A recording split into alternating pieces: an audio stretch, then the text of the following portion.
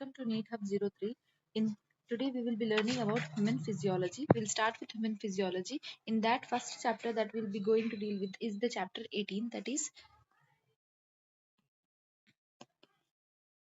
body fluids and circulation.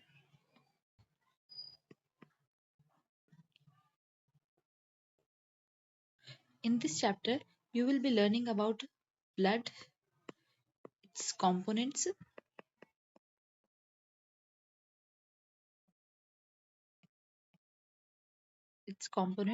cardiovascular system,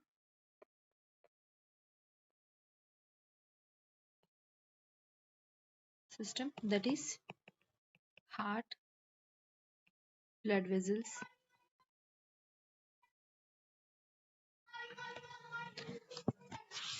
what are the circulatory pathways.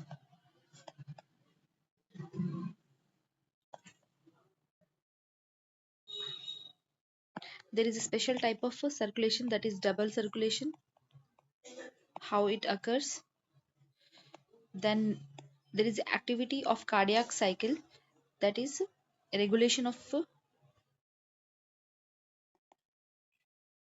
cardiac activity.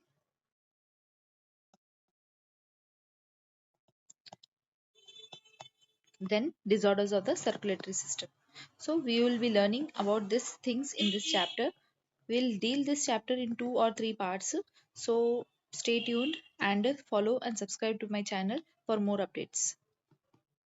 See here, blood. So first thing we'll learn is about the blood. Blood is basically a fluid connective tissue.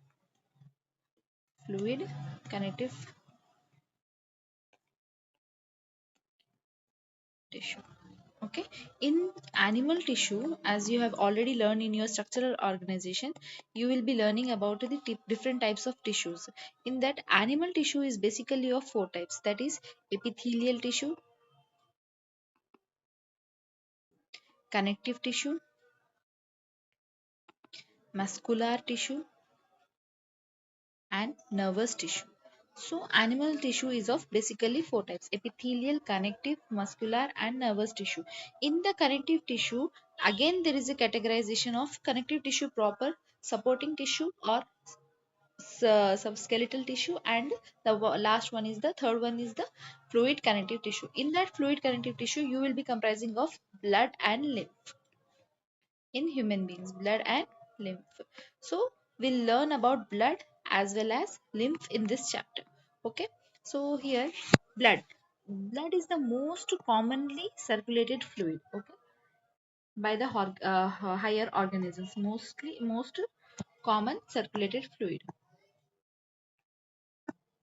most common circulatory fluid in higher organisms,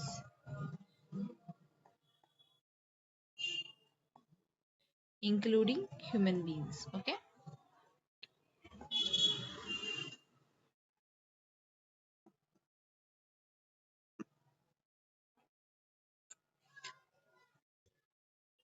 So basically, the main function of the blood is to transport substances from one organ to the another organ or the different parts of the body.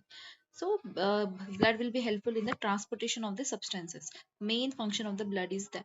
So what are the substances that are being transported by the blood are hormones,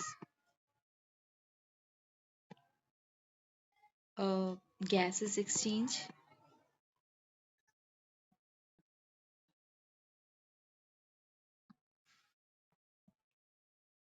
elimination of waste material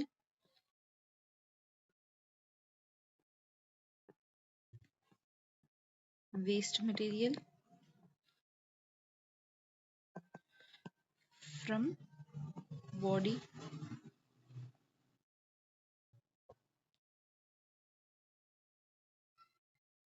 So these are some of the important functions that blood perform in our body. And so see here, blood mostly consists of is a special connective tissue. Okay, blood is a special connective tissue. which has a fluid matrix, okay, which has the fluid matrix. Blood comprises of plasma and formed elements, that is cells. Okay, so as most of you know, what are the cells? RBCs, WBCs and platelets. So these are the cells that are found in the blood. So what this plasma consists of? It, this plasma is a straw colored fluid. Okay, straw colored fluid, which it's a viscous fluid. Okay, remember this word, viscous fluid, straw colored viscous fluid, and it consists of 55% of blood. Okay, total blood, out of the total blood 55% will be the plasma and your form cells. These form cells are of 45%. Okay, remember this some points, because in exam this percentage have been asked so many times, so remember this one. Okay, 45% is your formed cells and 55% of the blood is your plasma. So these plasma is what it consists of, what it consists of. Okay, this is your question. So see here, plasma basically it consists of 92% of 90 to 92% of water, 90 to 92% of water, and 8% of solutes. Okay, 8% of solutes. So what these solutes are? These solutes are proteins. Okay, proteins. These proteins, what are these proteins? There are basically major important proteins that are present in the plasma are fibrinogen, then your globulins, then your albumin. Okay, these are the important proteins that constitute that 8% of the solute. In addition to this, there are other elements that are present in the blood are small amounts of minerals. We'll be learning about this each one after some time. Okay, so first is what are the minerals? Okay, minerals are present in that. Minerals such as calcium, sorry, sodium, calcium, magnesium. So these are the minerals that are present in the plasma. Okay, then bicarbonates, which is involved in the exchange of gases, then chloride. Okay, so these are some of the minerals which are present in your plasma, that in which in this 8% constitute of proteins, minerals. Okay, in addition to this, it also consists of glucose, lipids and amino acids. Okay, these are some of the constituents of the 8% which is present in the plasma, amino acids. So basically it is very important to note that fibrinogen, it is a protein. Okay, it is a protein, fibrinogen. So these fibrinogen is mainly involved in the clotting. Okay, this is a clotting factor which is involved in the clotting of blood. Okay, blood clotting factor. Then your globulins. Globulins are mainly involved in the defense mechanism of your body. Okay, defense mechanism. If you go deep into the globulins, globulins are of three types: alpha, beta and gamma globulins. Okay, alpha, beta and gamma globulins. In this alpha, beta and gamma globulins, this gamma globulin comprises of is called as immunoglobulin. Okay, immunoglobulin, immunoglobulin, that is Ig. Okay, this is basically denoted with a symbol Ig, which is actually antibodies. Okay, these are actually antibodies that are produced in our body. Again, this gamma globulin is of five types: IgM, IgA, IgG, IgE, IgD. So this you will learn in your immunity chapter. So now you remember that protein. What are the proteins that are present? That are fibrinogen, globulin.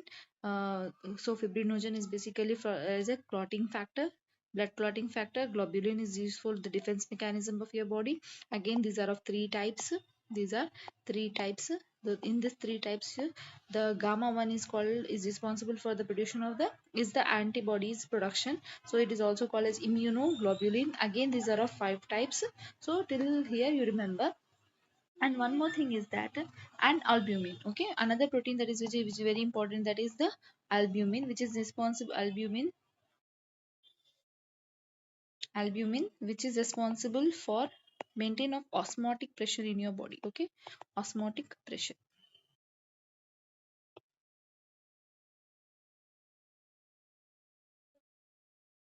Okay, so this is one of the pyq bit. Okay, remember this is one of the pyq which has been asked. The fibrinogen is responsible for the blood clotting, globulins which is responsible for the defense mechanism, and the albumin which is responsible for maintaining the osmotic pressure in your body. Okay, maintaining osmotic pressure.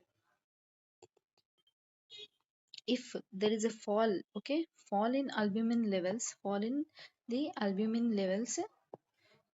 patient will suffer with a condition called as albumin levels edema. Okay, edema conditions occur in if a person is having a loss of albumin. Okay, loss of albumin will lead to the condition called as edema. So see here, as you have studied that there are so many clotting factors are also present that is responsible for the coagulation of blood which is present in the plasma. Okay, so mainly these clotting factors